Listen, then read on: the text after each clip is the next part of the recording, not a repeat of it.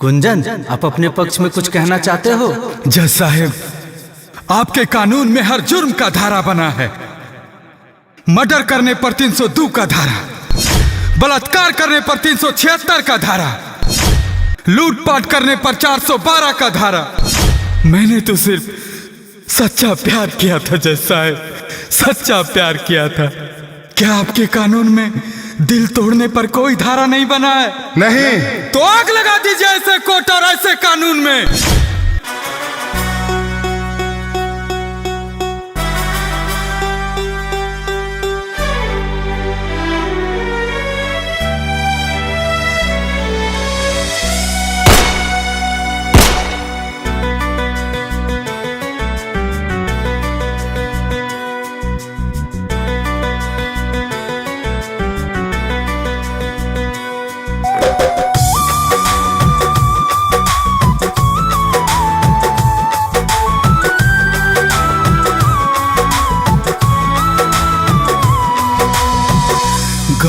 जवार इतना रिश्तेदारी, माई बाबू वैध के दर्द से उबारी।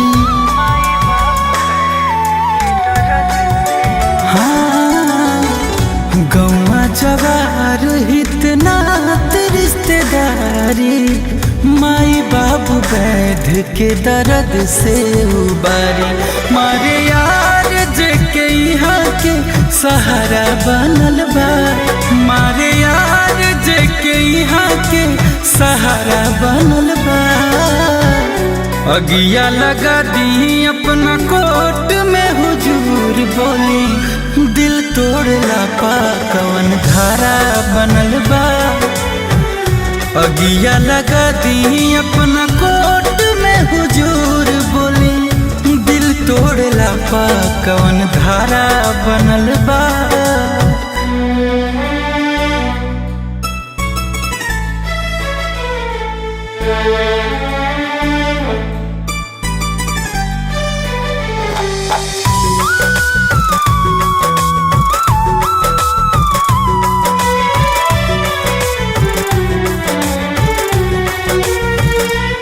आग जैसे जरेले देहिया हो, दिल से कैले रही हम सनहिया हो।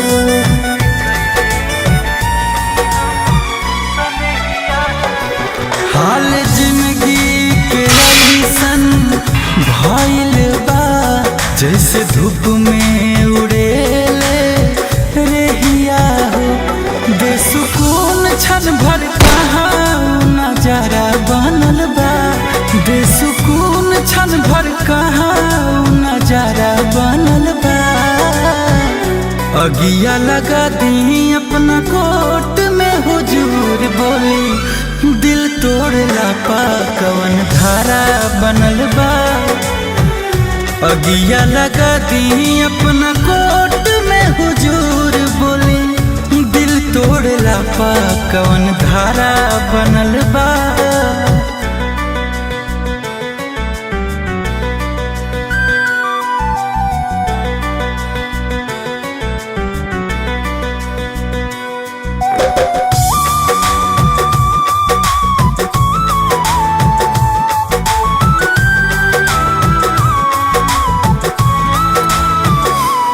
बासा जाई हुआ कोनो गलतिया के, होखे जितना सब एक एक बतिया के।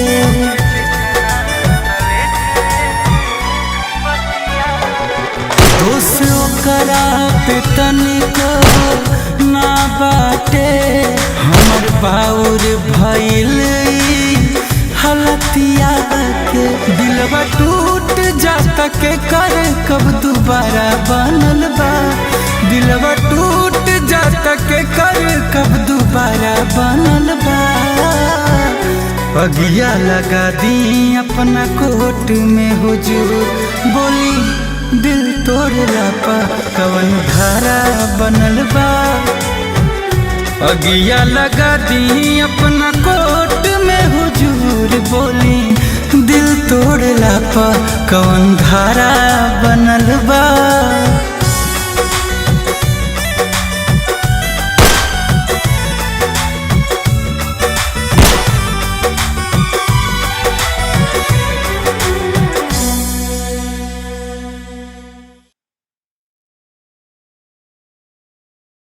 गौवा जवार हितनात रिश्तेदारी, माई बाबू वैध के दर्द से उबारी।